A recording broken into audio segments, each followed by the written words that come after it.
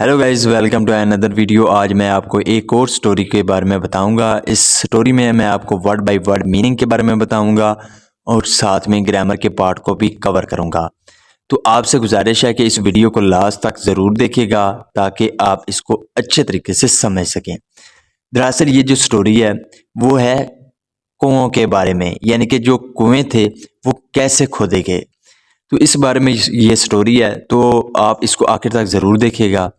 तो वीडियो शुरू करते हैं। वीडियो का जो टाइटल है वो है the story of wells. Well कहते हैं कुएं को, तो यहाँ पे वेल्स है कुएं। तो स्टोरी का मतलब होता है कहानी, ऑफ का मतलब होता है की। तो इसका क्या मतलब हुआ? द स्टोरी ऑफ वेल्स, कुओं की कहानी। तो ये था हमारा टाइटल। इसको मजीद पढ़ते हैं। Once upon a time. Once upon a time आपने मोस्टली जो है स्टोरी के शुरू में देखा होगा। इसका मतलब होता है एक समय की बात है या एक दफ़ा की बात है। तो एक समय की बात है। There was a severe drought in a country.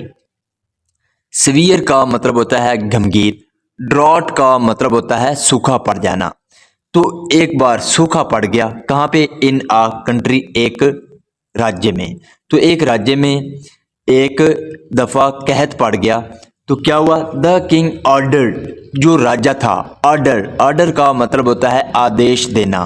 तो यहाँ पे सेकंड फॉर्म का प्रयोग किया गया है ऑर्डर। तो ये हमारा पास्ट इंडेफिनिट का अफर्मेटिव वाक्य है। तो उसने आदेश दिया हिज सोल्जर्स, अपने सिपाहियों को क्या करने के लिए? टू सर्च, तलाश करने के लिए। ये जो टू सर्च है ये हमारा इन्फिनेटिव है, ये पर्पस को दर्शाता है। तो क्या करने के लिए? तलाश करने के लिए। वाटर, पानी को। एवरीवेयर, हर जगह। तो इसका क्या मतलब हुआ? The king order his soldier to search water everywhere. जो राजा था उसने अपने सिपाहियों को पानी हर जगह तलाश करने का आदेश दिया। One soldier reached the market and asked a shopkeeper. One soldier, एक सोल्जर यानी कि एक सिपाही, रीच्ड, पहुंचा। रीच का मतलब होता है पहुंचना। तो यहाँ पे सेकंड फॉर्म का प्रयोग किया गया है। ये हमारा पास्ट इंडेफिनिट का अफर्मेटिव वाक्य है। तो वो पहुंचा, कहाँ पहुंचा? द मार्केट, बाजार पहुंचा। एंड आस्क्ड, और पूछा। अ शॉपकीपर, एक शॉपकीपर कहते हैं दुकानदार को। तो एक दुकानदार से पूछा। Where can I get water. Where, कहाँ से? कैन आई गेट यानी कि मैं ले सकता हूं वाटर, पानी। तो मुझे पानी कहाँ से मिल सकता है? तो इसका यही मतलब है, where can I get water, मैं पानी कहाँ से ले सकता हूं। द शॉपकीपर सेड, जो दुकानदार था उसने कहा, there is no water here. There is no water, ये पानी नहीं है। कहाँ पे? हेयर, यहाँ। तो there is no water here, यहाँ पानी नहीं है। बट लेकिन, you can take this slab of ice. You can take, तुम ले सकते हो। ये जो कैन है ये मॉडल है, वर्ब है हमारा। इसका मतलब होता है सकता है, सकती है। तो यू कैन टेक, तुम ले सकते हो। दिस स्लैब, स्लैब का मतलब होता है टुकड़ा। तो टुकड़ा किसका? आइस, बर्फ का। तो तुम इस बर्फ का टुकड़ा ले सकते हो। This is actually frozen water. This is actually, actually का मतलब होता है वास्तव में। तो ये वास्तव में क्या है? फ्रोजन वाटर, यानी कि फ्रोजन का मतलब होता है ठंडा हुआ हुआ, यानी कि जमा हुआ। तो ये जमा हुआ पानी है। वाटर पानी को कहते हैं। तो this is actually frozen water, ये वास्तव में जमा हुआ पानी है।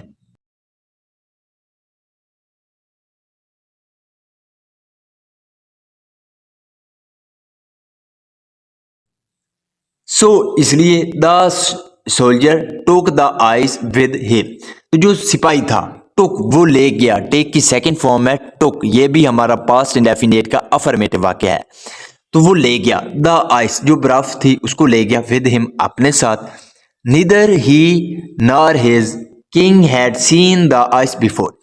नीदर ही, ना ही वो, नॉर हिज किंग, ना ही उसके किंग ने, यानी कि उसके राज्य ने, हैड सीन, देखा था, द आइस, बर्फ को, बिफोर, पहले। तो इसका मतलब क्या हुआ? Neither he nor his king had seen the ice before. ना ही उसने और ना ही राजा ने बर्फ को पहले कभी देखा था। यहाँ पे हैड के साथ वर्ब की थर्ड फॉर्म है सीन, ये हमारा पास्ट परफेक्ट टेंस का वाक्य है। ऑन द वे, रास्ते में, the ice slab melted into a small piece of ice. जो आइस थी, जो बर्फ थी, स्लैब का मतलब होता है टुकड़ा, तो जो आइस स्लैब यानी कि जो बर्फ का टुकड़ा था, मेल्ट का मतलब होता है पिघल जाना, तो वो पिघल गया। सेकंड फॉर्म है, ये भी हमारा पास्ट इंडेफिनिट का अफर्मेटिव वाक्य है। तो जो बर्फ का टुकड़ा था वो पिघल गया into a small piece of ice, यानी कि पीस का मतलब होता है टुकड़ा, तो स्मॉल का मतलब होता है छोटा, तो वो छोटा जो बर्फ का टुकड़ा था उसमें वो क्या हो गया, पिघल गया। The king thought that the small piece of ice was the seed of water.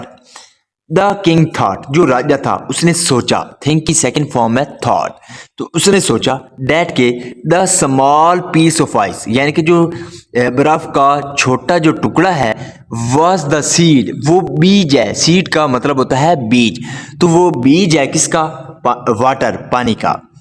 He asked his soldier to dig the ground to sow the seed so as to get the tree of water. He asked, उसने कहा, his soldier, अपने सिपाही से, to dig, खोदने के लिए।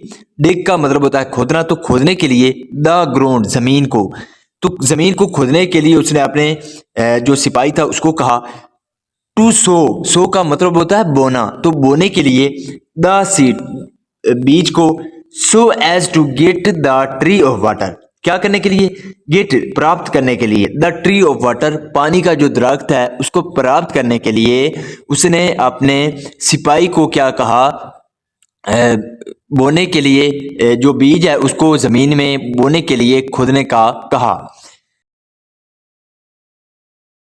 But लेकिन the ice piece melted when kept on the ground and the water got absorbed in the ground.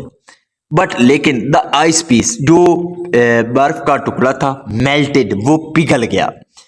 Win, जब, केप्ट, उसको रखा गया, कीप का मतलब होता है रखना, तो यहाँ पे सेकंड फॉर्म है केप्ट, तो जब रखा गया ऑन द ग्राउंड, जमीन पर, and the water got absorb, और जो पानी था वो क्या हो गया, अब्जॉर्ब हो गया इन द ग्राउंड, जमीन में, यानी कि वो जमीन में जज़ब हो गया। तो इसका क्या मतलब हुआ कि but the ice piece melted, लेकिन जो बर्फ का टुकड़ा था वो पिघल गया, क्यों, when kept on the ground, जब उसको जमीन पर रखा गया, and the water got absorb in the ground, और जो पानी था वो जमीन में क्या हो गया, जज़ब हो गया।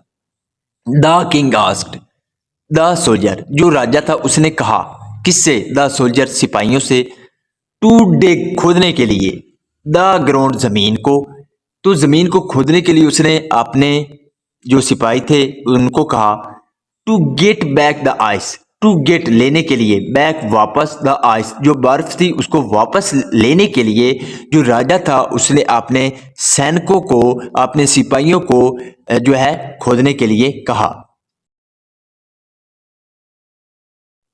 They dug deep in the ground and found water instead of ice.